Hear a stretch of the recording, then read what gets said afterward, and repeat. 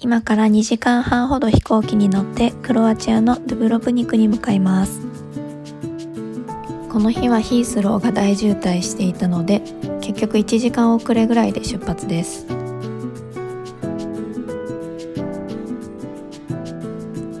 海と山に囲まれているので景色がとっても綺麗です。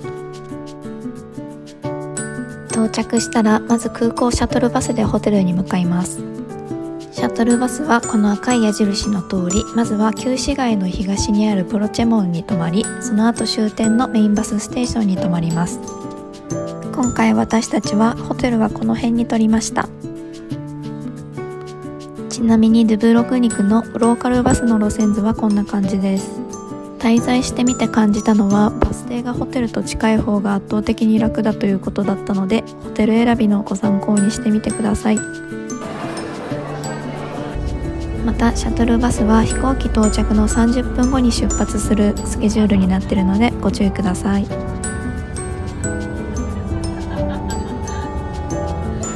バスから見る景色もとても綺麗だったので、あっという間にメインバスステーションに到着しました。ここからローカルバスも出てますが、お散歩がてら歩いてホテルに向かいます。ここはグルズ港という港ですが、プライベートの船だったり観光用の船がたくさん泊まってます。チェックインしたのでホテル近くのレストランに来てます。喉が渇いたので、とりあえずクロアチアの地ビールのパンをいただいてます。ここで頼んだスズキのグリルはスズキでエビを巻いてる感じなんですが、めちゃめちゃ美味しくてベストオブスズキです。このイカスミリゾットもイカの出汁がしっかり出てて美味しかったです。私はシーフード大好き人間なので、もう初日からテンション爆上がりです。この港と夜景の感じがちょっと神戸っぽい気がします。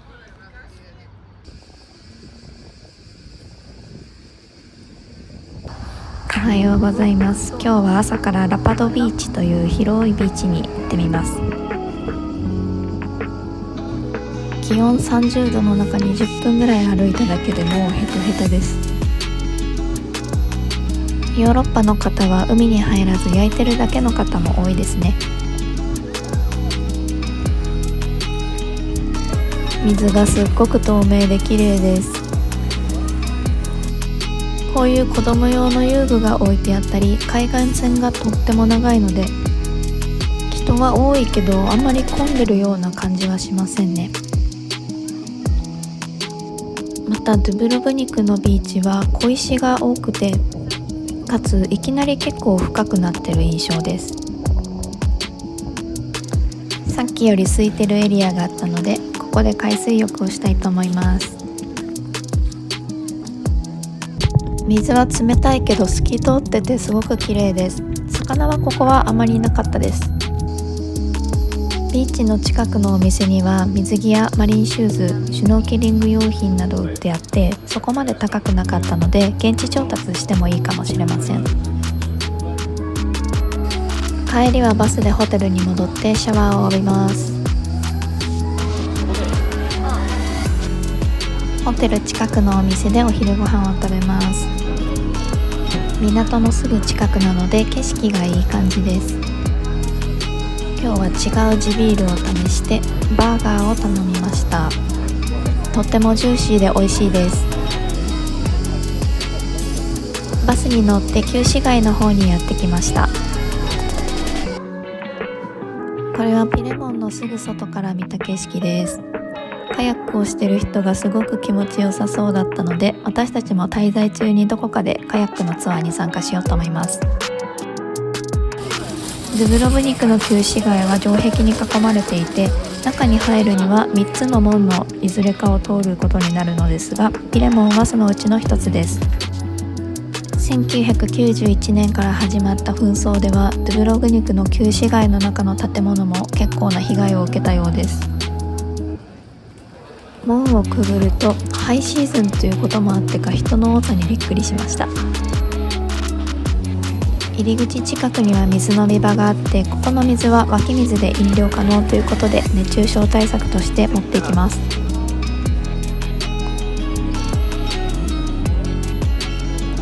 門をくぐって正面の道がメインストリートで、お土産屋さんやレストランが並びます。メインストリートから南北にはこういった感じの細い路地がたくさん走ってます。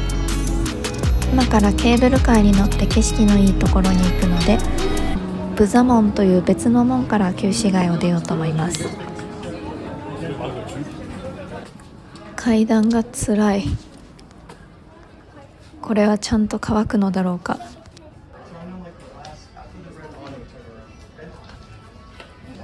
階段をたくさん登ってようやく旧市街北側のブザゲートに到着です。ケーブルカーの乗り場はここから山側に少し歩いたところにあります。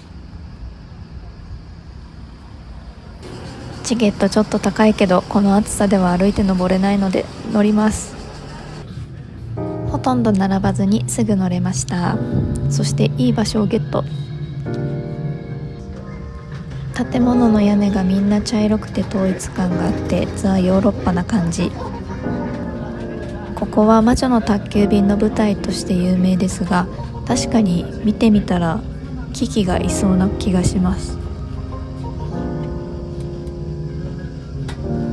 数分で到着しました。景色が絶景です。こうやって見ると城壁が旧市街を守ってるのがよくわかります。反対側を向くと、この山の向こうにはボスニア・ヘルツェゴビナとの国境があるようです。すぐそこに紛争博物館があったので行ってみようと思います。この博物館はユーゴスラビア社会主義連邦共和国が崩壊していく過程で、独立をめぐって起こった紛争に関する展示がたくさん置いてあります。この共和国が7つの国境、5つの民族、4つの言語、3つの宗教、1つの国家と言われるほど多様性にあふれていたため、民族対立が激化したようです。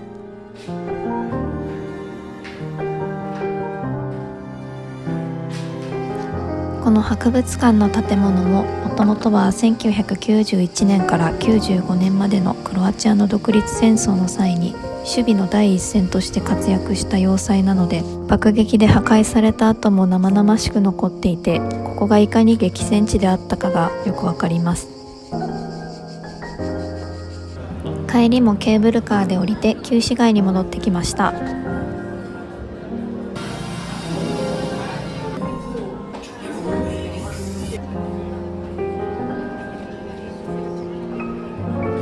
暑すぎて瀕死なのでアイスを食べます。復活。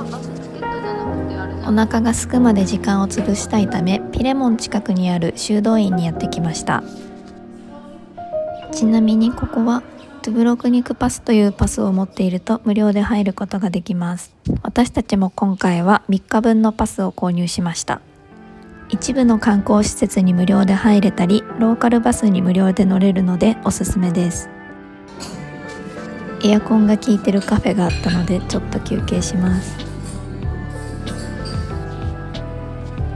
旧市街の奥に向かってもうちょっと散策してみます。旧市街にあるオールドポートにもたくさん船が停泊してます。ここの港にはツアーデスクもたくさんあって、船でいろんな島を巡るツアーとかもありそうでした。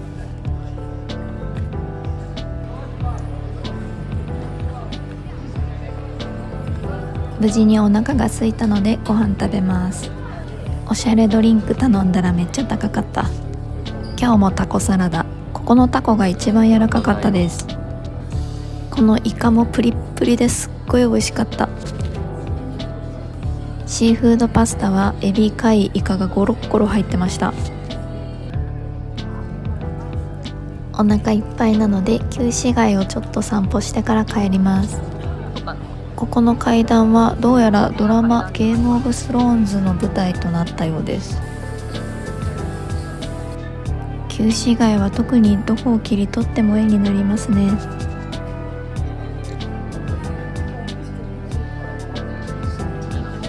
カヤックも帰宅ラッシュの時間です。宿に帰って少し飲み直そうと思います。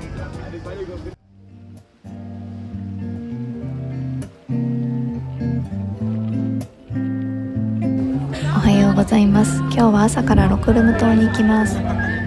ロクルム島への往復チケットはオンラインサイトにアクセスできないようになっていたので、このオールドポートのツアーデスクでしか買えなくなっているみたいです。ボートはオールドポートから30分おきぐらいに出てます。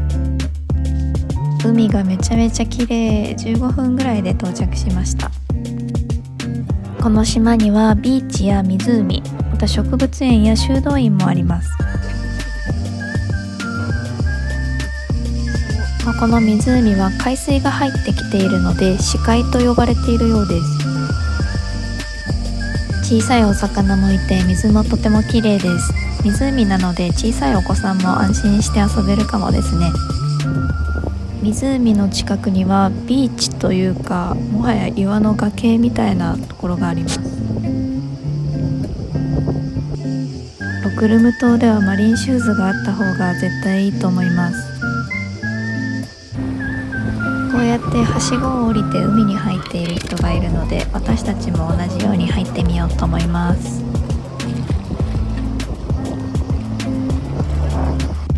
入ったらもういきなり深いんですが、波がそんなにないので安心して泳げそうです。シュノーケルの道具を持ってきていたので、こうやって魚をたくさん見ることもできてすごい楽しかったです。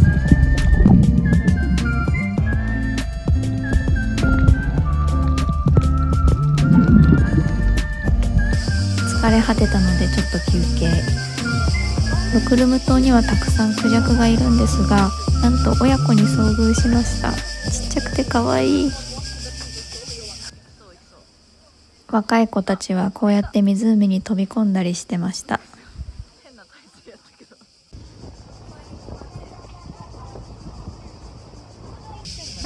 3時間ぐらいゆっくりしたので、そろそろドゥブロブニクの旧市街に戻ります。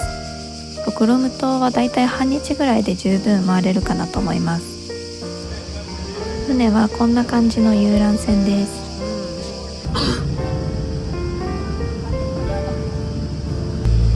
人混みを離れてちょっとゆっくりするのにとてもいい島でした。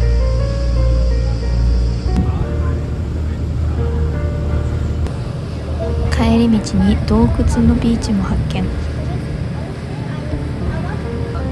これは5つ星かな。お金持ちだな。ここは旧市街近くの有名なバンジェビーチ。すっごい人いっぱいです。船にいっぱいお魚が集まってきててすごい癒される。お腹減ったのでアイス。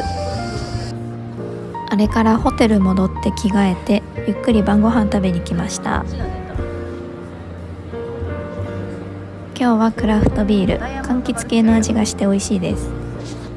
ここのタコは素材の味が出てて食感もしっかりめです。私たちはミツカンワインと呼んでましたが、クロアチアのローカルワインをいただきます。じゃーん、メインのシーフードプラッター2人前です。これが本当にめっちゃ美味しかったです。スズキ、エビ、イカ、ムール貝が乗ってて、中にはたっぷりパスタも入ってました。日が落ちてきたので食後に城壁に登ります。城壁は一周できるのですが、私たちは時間がなかったのでプロチェモン側から登って山側を半周歩くルートにしました。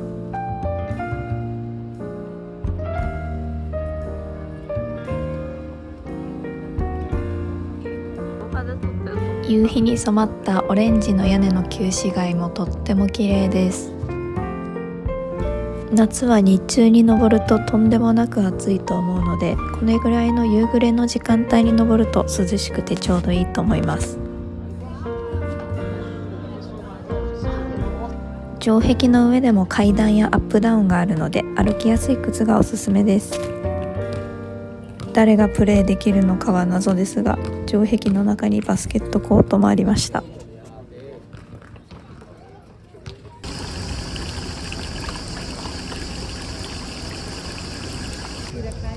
おはようございます。今日はゲットユアガイドというサイトからカヤックのツアーを予約しました。お天気もいいし楽しみです。事前に軽くレクチャーを受けてから貴重品をこのボックスの中に入れて持っていきます。この時のツアーの参加者は8人ぐらいで2人ずつカヤックに乗って出発です。必死に漕ぎすぎて動画撮れなかったんですが、旧市街の方からこちらの洞窟ビーチにやってきました。乗ってるカヤックはこんな感じ。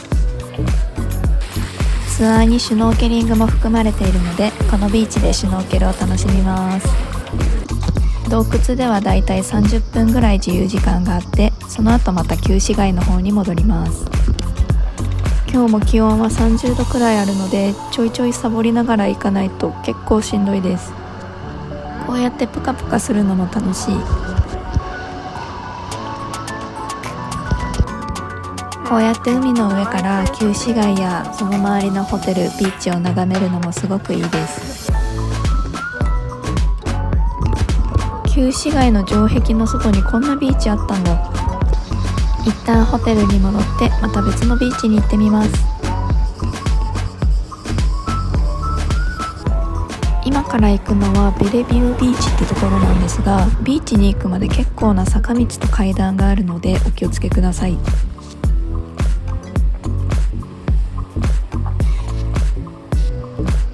到着しました。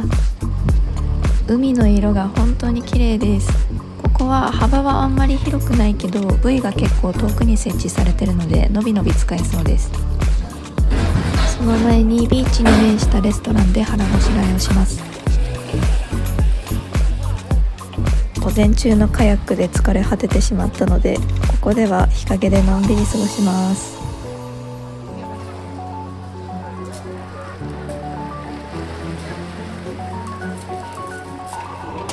夜はまた旧市街の方に戻ってきて、オールドポートに面した開放的なレストランで最後の晩餐を楽しみます。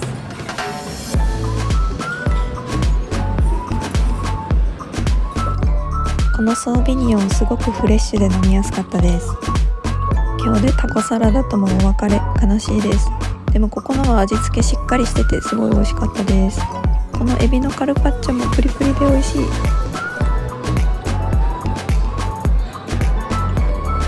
スズキのグリルもすごく新鮮で美味しかったです。あとこのトリュフパスタがすごく濃厚でめちゃめちゃおすすめです。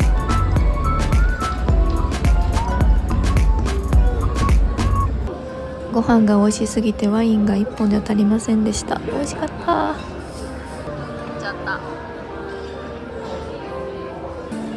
このお店は予約してなかったんですが、たまたま外に近い席に案内いただけてラッキーでした。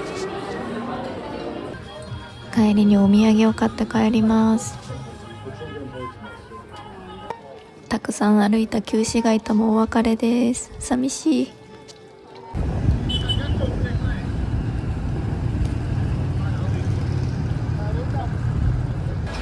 おはようございます。まずは朝カフェしてます。シャトルバスまで少し時間があるので、この博物館でちょっとお勉強をしてから帰ろうと思います。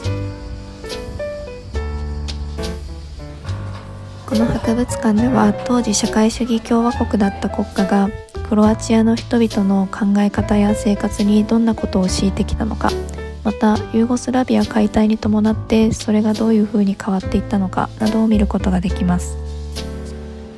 30分くらいでサクッと見れるのでおすすめです。外に出たらでっかいクルーズ船が止まってました。バスターミナル到着です。シャトルバスはターミナルの一番手前に止まってました。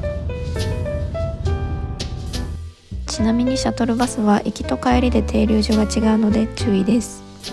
帰りはメインバスステーションを出てからまずグラウェバスストップというところに泊まり、その後ケーブルカー乗り場でも泊まり、その後空港に向かいます。今回このグルズ港の近くにホテルを取って結構便利で良かったです。ここが1つ目のバス停。この暑さでも城壁登ってる人がいてすごいです。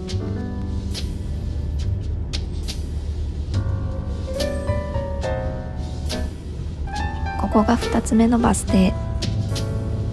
この日はケーブルカー乗り場までの道がすごく混雑していて、空港まで結局70分ぐらいかかったので、余裕を持ってシャトルバスに乗られることをおすすめします。